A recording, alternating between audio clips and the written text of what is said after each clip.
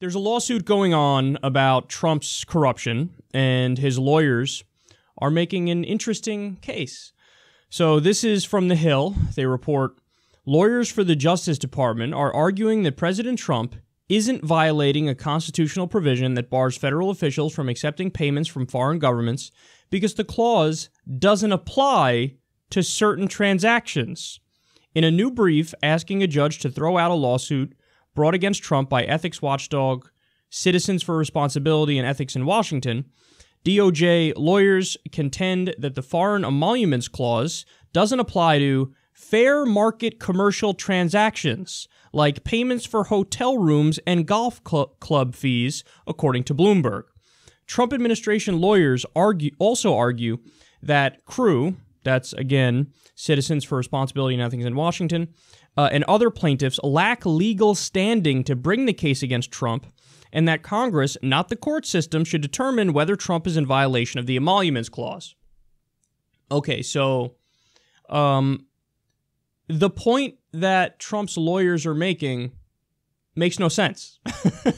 First of all, to the idea like, let Congress decide. What? What are you talking about? What?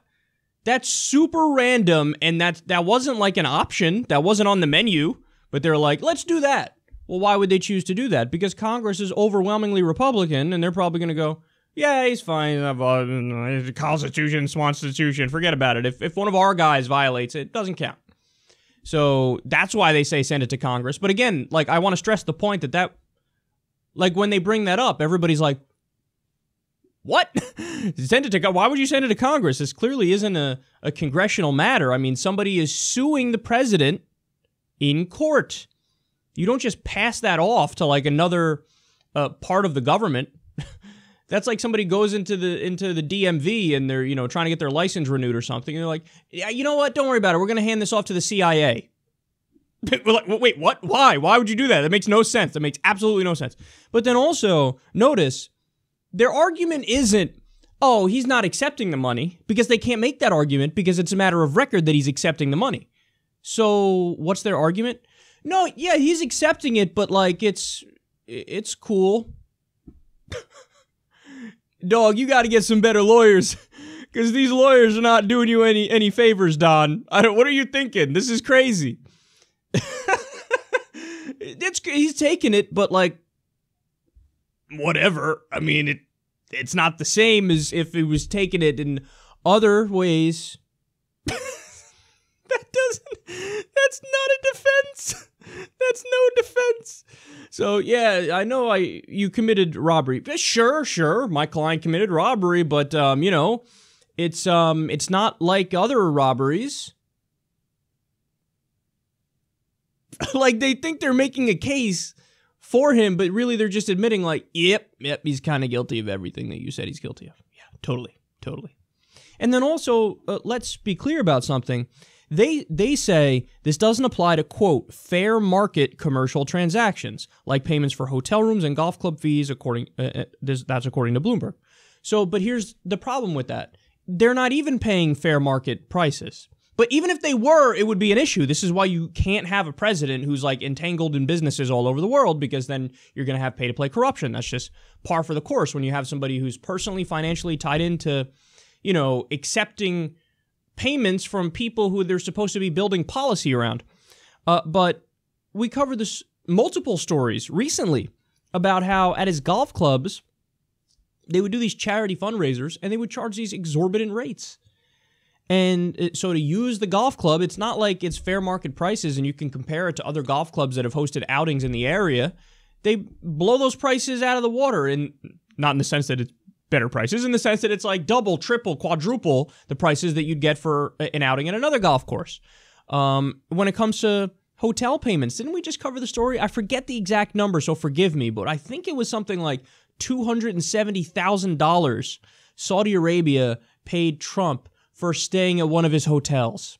They were like, yeah, that food is for parking and catering and lodging. Here's $270,000. What are you talking about? How the fuck did you get to $270,000? They didn't. That's the point. So we know it's pay-to-play corruption. hey, here, we're going to funnel you 270 grand, and then, by the way, let's craft a deal now, a $400 billion economic deal between our two countries, and let's pass off $110 billion worth of weapons to us. Thank you very much.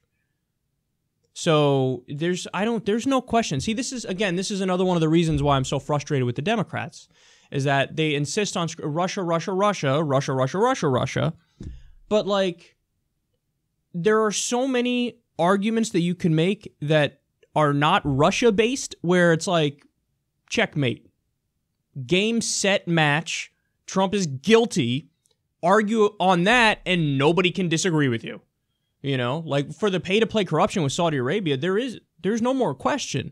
With the hotel, $270,000 or whatever it was for the hotel, way overpaid for, you know, we covered the other day with Trump and his son, Eric. They would do we're doing this to raise money for kids with cancer. And then they funneled at least $100,000 into revenue for their businesses.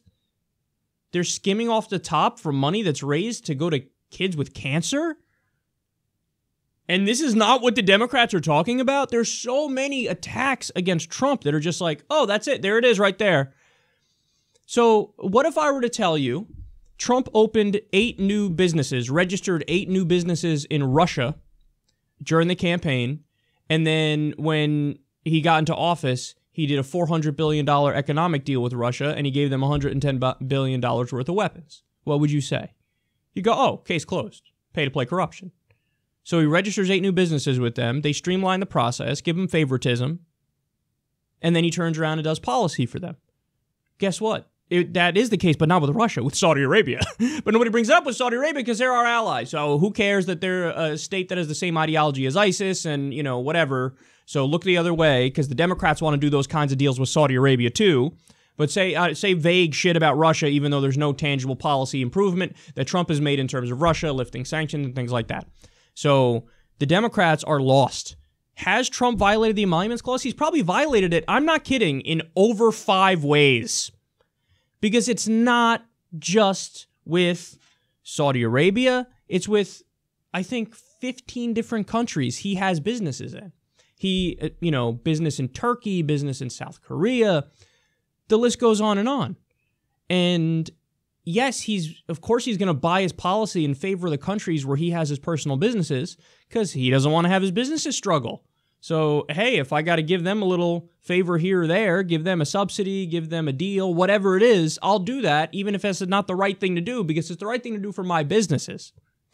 So I would argue, and this has been clear from early on, in my opinion, that, yeah, if he's done doing business, or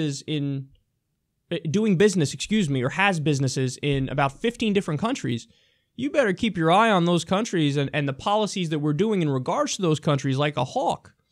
Because there's gonna be stuff biased as a result of the personal financial ties, and that's the problem with what Trump is doing and how he's violating the Constitution in regards to the Emoluments Clause. So this lawsuit, I'm stunned. I thought his lawyers would be more intelligent and come up with some sort of a better argument than just, yeah, it's happening, but it's okay. What the fuck is that? No, of course it's not. But you don't even have the right to sue him and stuff. So let's send it to Congress.